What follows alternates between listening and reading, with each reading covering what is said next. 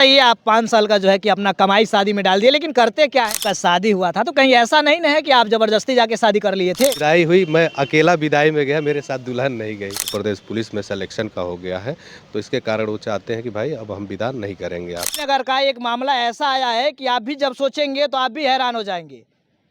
दोस्तों, ये कुशीनगर की एक लड़की का शादी देवरिया जिले में होता है, लेकिन जब उसका नौकरी लगता है तो उसका मानसिक स्थिति जो होता है वो बदलाव की तरफ हो जाता है। चूँकि जब उसे नौकरी मिल जाता है तो उसके दिमाग में ये आता है कि यार मेरे साथ जिनका शादी हुआ है उनको छोड़ देना चाहिए या फिर नहीं छोड़ना चाहिए। यही मामला सामने आया है। हमारे साथ एक शख्स दिखाई दे रहे होंगे। ये देवरिया ज़िले के रहने वाले हैं। इनका शादी कुशीनगर में हुआ है, लेकिन लड़की को नौकरी जैसे ही मिला वैसे ही उसका दिमाग भी बदल गया। और चलिए इनसे जानने का प्रयास करते हैं। तब तक के लिए हमारे साथ जुड़े रहिए और स्वागत है आपका। जी, क्या नाम पड़ेगा आपका? मेरा नाम विष्णु प्रताप सिंह पड़ेगा। अच्छा, कहाँ घर है आपका? मेरा घर देवरिया डिस्ट्रिक्ट में तरकुलवा थाना है, वो ग्राम द्वारिका पोस्ट मुशहरी में पड़ेगा। तो ये जो मामला है आपका है, इसमें क्या ये मामला है कि लड़की का जो है कि नौकरी लगा और उसके बाद उसका क्या माइंड चेंज हो गया क्या? हाँ, मुझे तो लगता है कि उनका माइंड नहीं चेंज हुआ है, उनके परिवार का माइंड चेंज हो गया है। अच्छा। जो उनके परिवार के अतिरिक्त व्यक्ति हैं, उनके अलावा उनका माइंड चेंज हुआ है और उनका ये कहना है कि अब हम आपके साथ लड़की भी नहीं विदा करेंगे, नहीं भेजेंगे। तो हमने पूछा भाई क्यों नहीं भेजेंगे? 2 तारीख को उनका मेरा गौना का दिन था, दिन रखा गया था। प्रतिभा जी जो जिनसे हमारी शादी हुई है, उनसे बात होती रहती थी। तो उन्होंने बोला था कि 2 तारीख मार्च में गौना का दिन पड़ा हुआ है, तो गौना जो विदाई है वो मार्च में होगी। तो हम आपस में बातचीतें चलती रहती थी नॉर्मल। अब विदाई का दिन आया, हम 2 तारीख को बारात लेके गौना गए, तो उनके पिताजी प्रतिभा जी को घर से भगा दिए थे, हटा दिए थे और बोले कि प्रतिभा जी कह रही हैं कि हम आपके साथ नहीं जाएँगे, ना हम आपके साथ विदाई नहीं करेंगे। तो हमने पूछा ऐसा कैसे हो सकता है? शादी धूम-धाम से हुई, आप ही के कहने पे हमने उनको आपके अच्छा। गारंटी पे छोड़ा था कि भाई आप पढ़ाई के लिए टाइम माँगी है तो हमने दिया था। आज विदाई का टाइम आया तो आप ऐसे बोल रहे हैं। हालाँकि उनका रिज़ल्ट निकलने से पहले विदाई का वो डेट भेजे थे उनके पिताजी, जो गोविंद पटेल हैं। अच्छा। आज जब उनका रिज़ल्ट आ गया तो वो विदाई के लिए शायद मना कर रहे हैं। यही कारण है कि उनका रिज़ल्ट उत्तर प्रदेश पुलिस में सिलेक्शन का हो गया है। तो इसके कारण वो चाहते हैं कि भाई अब हम विदा नहीं करेंगे आपके साथ। अच्छा, ये प्रतिभा जी कहाँ की रहने वाली हैं? प्रतिभा जी रहने वाली हैं यहाँ कुशीनगर के पास पकवा इनार एक चौराहा है, वहीं अच्छा। से अंदर एक ग्राम पड़ास खान और पिपरी टोला है, वहीं गोविंद पटेल जी हैं, उन्हीं की लड़की हैं प्रतिभा जी। कौन सा थाना पड़ता है उनका? थाना उनका पड़ता है कसिया अच्छा। और चौकी शायद कुशीनगर पड़ता तो है। आपका घर कहाँ पड़ता है? मेरा घर देवरिया डिस्ट्रिक्ट में तरकुलवा थाना के अंतर्गत द्वारिका ग्राम है, वहाँ पड़ता है। अच्छा, यानी आप द्वारिका के रहने वाले हैं, जिला देवरिया का। हाँ जी, हाँ जी, हाँ तो जी। ये आपका शादी कब हुआ था उनसे? शादी मेरी हुई थी 2024-21 अप्रैल को और 21 अप्रैल को धूमधाम से हिंदू रीति रिवाज के हिसाब से शादी हुई थी और बहुत अच्छे तरीके से हुई थी। मेरे पास एल्बम भी है, आप लोग भी देखेंगे। अच्छा। उस शादी में प्रतिभा जी भी बड़े खुश थी, मैं भी बड़े खुश था और एक दूसरे के साथ अच्छे तरीके से सारी चीज़ें हुई। शादी भी अच्छे तरीके से हुआ, फेरे भी अच्छे तरीके से पड़े और विदाई भी अच्छे तरीके से हुई। लेकिन विदाई हुई, मैं अकेला विदाई में गया, मेरे साथ दुल्हन नहीं गई। मेरी अच्छा। दुल्हन मेरी दुल्हन मेरे ससुर जी के पास ही रह गई। उसी दुल्हन को लेने मैं 2 मार्च को पहुंचा, मेरी दुल्हन मेरे ससुर जी नहीं दिए। तो कहीं न कहीं प्रतिभा जी को गुमराह किया गया है और उनको मेरे पास भेजने से रोका जा रहा है, उनको मेरे सामने नहीं लाया जा रहा है। कह रहे हैं कि वो नहीं तैयार है जाने के लिए। मेरी बात 14 जनवरी तक होती रही, मकर संक्रांति तक। मेरे पास कॉल डिटेल भी है, नॉर्मल बात भी होती रही, ऐसी कोई चीज़ें नहीं। उसके बाद से इन्होंने क्या प्रेशर दिया है, क्या किया है, कहाँ उनको छिपा के रखा है, पता नहीं चल रहा है।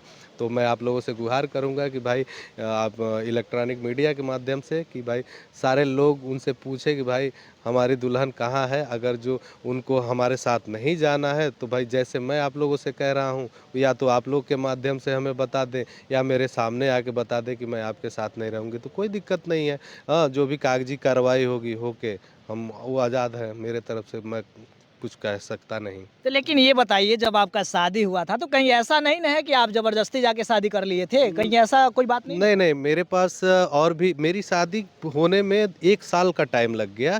1 साल मेरी लखनऊ में देखौकी हुई 1 साल पहले जून में, और बरछिकाई भी हुआ, 1 साल का टाइम भी लगा। उनसे रिंग सेरेमनी भी मेरी हुई। रिंग पहनाते समय मैंने पूछा भी कि मम्मी-पापा का कोई दबाव तो नहीं है शादी के लिए? उन्होंने मुस्कुराते हुए बोला कि ऐसी कोई बात नहीं। अगर जो लड़की मुस्कुराते हुए बोले ऐसी कोई बात नहीं, तो उसका मतलब क्या समझा जाए? लड़की की इच्छा है, राज़ी है या खुश है? तो हमने उनकी बातों पे, उन्हीं स्माइल पे हमने एग्री समझा कि भाई ये हैप्पी है, और 1 साल उनका हमने इंतज़ार किया। फिर शादी हुई।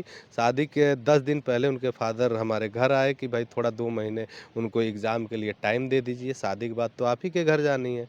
तो हमने सोच विचार के कहा कि भाई जब इतना पढ़ने के लिए टाइम उनके पास दिया गया है तो 2 महीना और देते हैं, फिर आनी ही आनी है।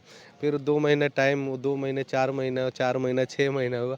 आज फिर 11 महीना हो गया, यानी 1 साल हो गया। तो शादी से 1 साल हो गए, और शादी होने से पहले 1 साल, 2 साल मैंने इंतज़ार किया और हमें हमारी दुल्हन नहीं मिली। तो फिलहाल दिल में दर्द भी है, कष्ट भी है, और कहीं न कहीं उनसे प्यार भी हो गया होगा। जब शादी हुआ होगा तो उनसे एक कहा जाए लगाव हो गया होगा आपको। ह्यूमन नेचर है। बताइए, लेकिन ह्यूमन नेचर। शादी में कितना खर्च लगा आपका? अगर जो खर्चे किसको बताएँ, पब्लिक को तो बता नहीं सकते, लेकिन आप फिर भी क्या उसका जो है कि खर्च लगा होगा? मैंने अपने 5 साल की सेविंग खर्चा किया है उनको लाने के लिए।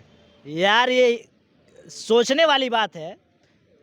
ये शादी किए लेकिन धूमधाम से किए, ये दुल्हन के लिए, लेकिन दुल्हनिया वहाँ से गायब हो गई।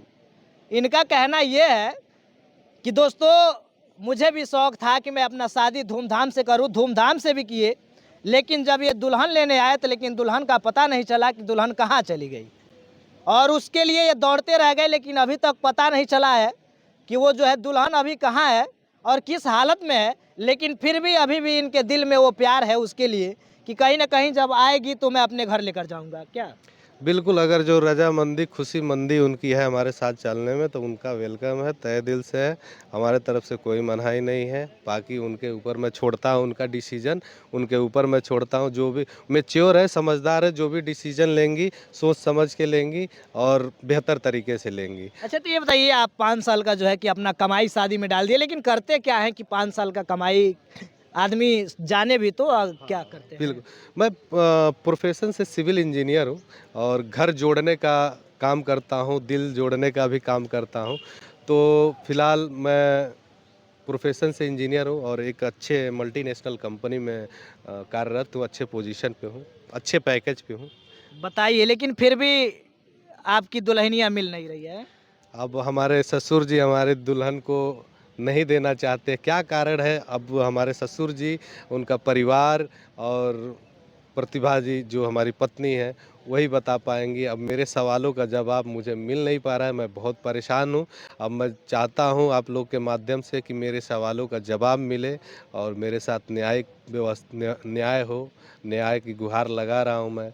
जिला प्रशासन पे भी मैं उम्मीद लगा के बैठा पड़ा हूँ। पॉजिटिव मुझे लग रहा है कि मुझे जिला प्रशासन से न्याय मिलेगा। बाकी मैं थाने पे भी गया था, जो उनके ग्राम के अंतर्गत आता है, कसिया थाना, थाना एसएचओ से मिला, और चौकी पे भी मेरी बात हुई।